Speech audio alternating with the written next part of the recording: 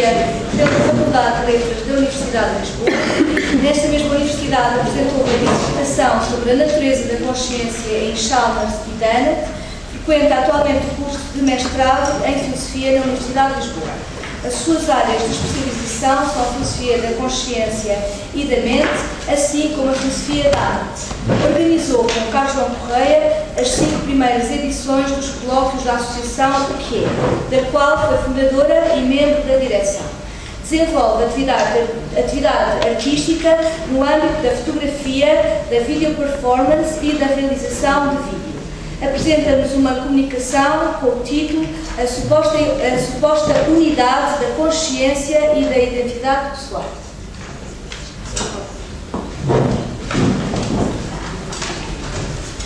Olá, boa tarde. Obrigada.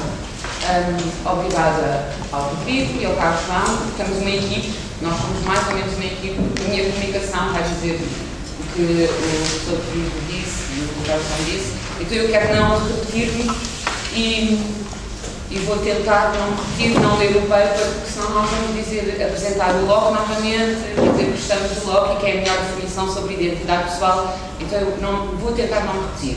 Mas eu vou dizer coisas diferentes acerca da identidade pessoal. Como foi muito recente a apresentação do professor Carlos João, eu não me vou repetir referindo as coisas que ele disse acerca do Locke, mas vou apresentar um exemplo verdadeiro, que é já a seguir, vou mostrar uma imagem, de o porquê eu pensar que há definições acerca de identidade pessoal que no nosso mundo parecem não serem assim tão evidentes acerca dos mesmos sujeitos humanos e da aplicação do A igual a. Não sei, se calhar não seria bem que eu tirei agora esta imagem. Isto é o sujeito que já morreu, isto é uma foto, mas é de uma escultura, e é o Sr. Edward Mondrake. Vou passar para trás, porque senão vocês ficam baralhados com que tipo de pessoa é aquela. Então eu vou iniciar a comunicação e vamos tentar perceber se este sujeito nos levanta problemas sobre aquilo que nós dissemos até agora, acerca do que é a identidade pessoal e acerca da identidade numérica do sujeito A igual a. Então, o que eu venho dizer é que, para mim, há uma consciência, aliás, há uma coisa que é a unidade da consciência. Eu creio que amanhã já dissemos algo como isto.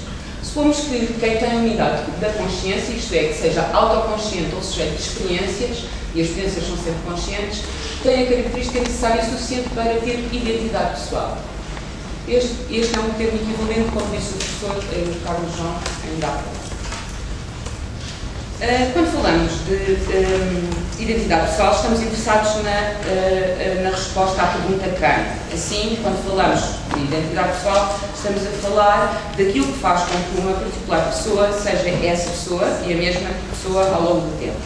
Seja a pessoa agente das suas ações. Quando falamos, portanto, de IP, nós estamos a falar somente da identidade numérica ou lógica matemática que se traduz por A igual a E. Isto é, esta é a questão de partida para a identidade pessoal, mas não é, a nosso ver, a questão de chegada.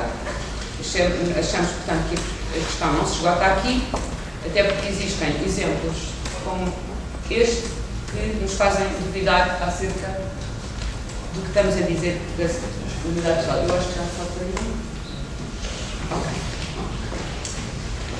aí. Então, a questão sobre a identidade pessoal leva-nos para questões que não encontram consenso entre os especialistas. Trata-se de um processo de reidentificação de si mesmo ou é uma identificação apenas? Usualmente a reidentificação ou autoconhecimento reporta-se a uma continuidade existente. Quando falamos de identidade pessoal, falamos dos critérios para se poder falar de identidade pessoal. E normalmente o critério da continuidade é o primeiro critério a ser convocado, a memória, como falámos há pouco. A continuidade, no entanto, pode referir-se, como vimos de manhã, a uma continuidade física ou uma continuidade psicológica. Quando nos referimos à continuidade física, quando o suporte físico ou o corpo físico do suporte é suficiente, e a psicológica, quando nos referimos à continuidade da vida mental de vida experienciada por dentro de um determinado sujeito e que se recorda de si como sendo o mesmo nos diferentes tempos. esta última frase também vai nos trazer problemas um pouco mais à frente, já veremos porquê.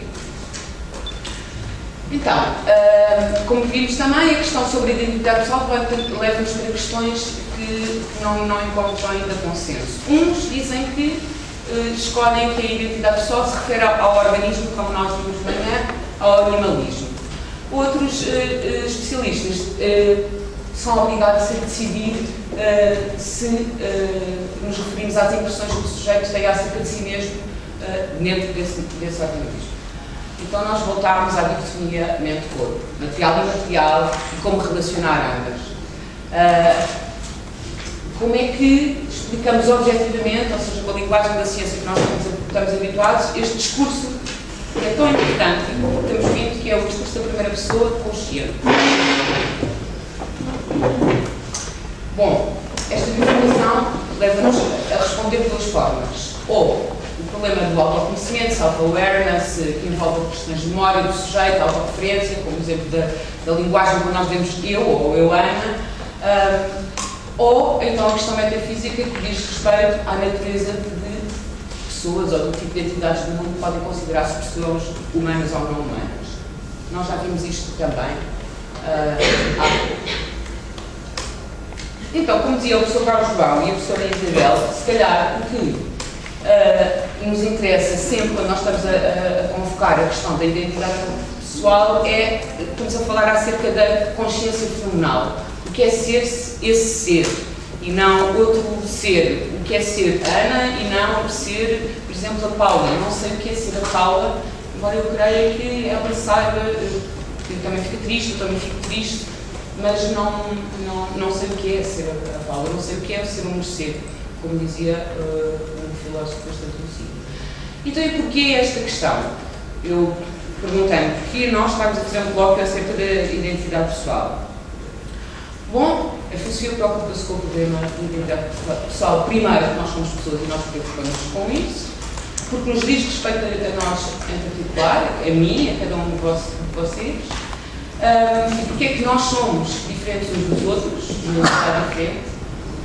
E é importante também porque, para nós, não é possível, hoje, que sejamos confrontados com a ideia que somos iguais a um outro ser, como vimos de manhã com o Eric Paulson, e que não somos sujeitos que possuem experiências que possuem efetivamente. São coisas que nós não estamos prontos a admitir, como a replicação de nós mesmos num computador.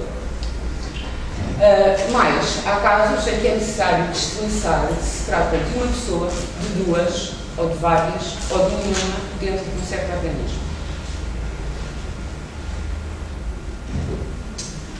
Então, isto eu já referi mais ou menos. O que eu vos quero dizer é que, se calhar, depois deste bloco, ninguém sai daqui com uma identidade diferente. Provavelmente estamos a fazer um bloco e nada mudará nas nossas vidas. Cada um de vocês tem uma crença acerca do que é a vossa identidade pessoal. Nós podemos tentar explicar a melhor explicação acerca disso, mas eu não creio que vá mudar alguma coisa, ou ninguém vai mudar alguma coisa acerca de vós, instantaneamente, acerca das crenças que nós temos sobre nós mesmos e sobre os outros. Agora, eu sei que sou a pessoa que saiu hoje de manhã de casa. Acho, não é? A que escreveu isto. Não foi outra pessoa. Eu sei que não sou um robô, em princípio, porque ainda por cima nós no computador temos que provar que não somos um robô escrever diz lá. Também sei. Eu fiz isso há pouco. Em princípio, vocês também não são robôs ou coisas diferentes. Mas como é que eu sei isto? Como é que eu sei isto que eu tenho quase certeza? Para mim é uma crença enorme. Não vão dizer que não é. Eu tenho esta crença, vocês não são robôs e eu também não, porque fiz há pouco o teste. Eu penso, bem, isto é uma coisa super moderna. Então eu trouxe o primeiro exemplo que me levou à identidade pessoal. Foi o exemplo da atividade do barco de Teseu. Eu não vou explicar o exemplo todo, aliás não pus o exemplo, mas eu se calhar vou ficar com pouco tempo, porque a minha comunicação é longa e eu vou mostrar-vos então porque é que é difícil nós dizermos que se calhar somos a mesma pessoa ao longo do tempo.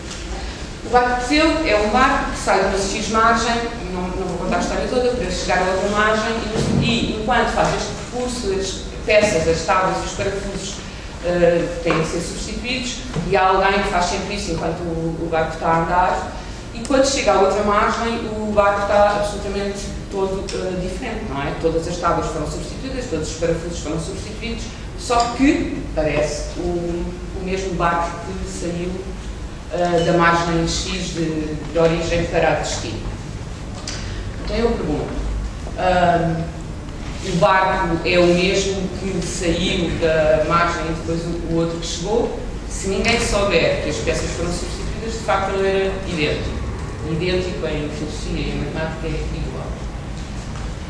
Então eu pergunto, analogamente, uma vez que isto parece ser tratado e diz respeito a características que um certo organismo tem, que nós era um barco, nós podemos imaginar numa pessoa, porque nós gostamos de imaginar estes exemplos. Agora, imaginem que nós somos substituídos, uma mão, uma perna, um braço, um dente, um cabelo. Enquanto vou daqui até casa consigo, imagina que isto é possível, nós substituímos e eu chego a casa, eu igual, mas acontece que não sou, como dizia o Eric, eu fui replicada, não sou eu, não é? Sou eu, não sou eu, como é que eu vou saber? Vocês não consideram a mesma pessoa que aparece de manhã em vossa casa, depois se ela aparecer sem um dos braços, teve um acidente, não é? Qual é a característica deste organismo que faz com que o organismo seja o mesmo, mas que ao mesmo tempo possa mudar algumas coisas que ele tem e que são as características que faz com que ele seja aquele organismo ou aquela pessoa?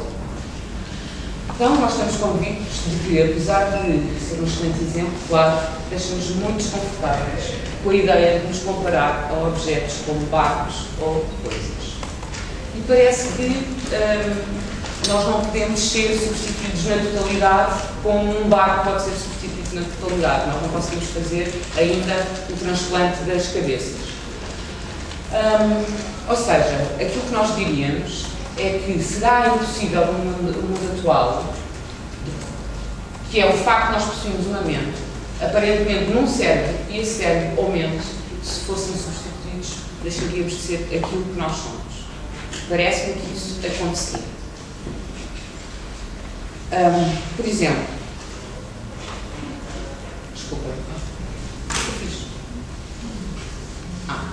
Agora eu comecei no marco de Bastos de Teseu para vos explicar a crítica que eu vou fazer. Eu vou fazer uma crítica à ciência cognitiva a partir do exemplo que o Carlos João falou, eu não repeti. Eu abraço a definição de Locke, de pessoa, que vai aparecer aqui, e pergunto, bem, tudo isto inicia onde? Ok, nos antigos não pode ter sido, nós falamos de outras coisas, os barcos não são iguais às pessoas. Descartes tem a excelente ideia de nos dizer que nós somos duas coisas essenciais e que no mundo há duas coisas essenciais e desde aí nós não conseguimos decidirmos o que é essencial acerca de uma pessoa, no que diz respeito sobre a identidade pessoal. Logo, como disse, eu vou só ler esta parte, diz-nos que para falarmos então de identidade pessoal, nós precisamos de saber o que significa isso de ser-se pessoa.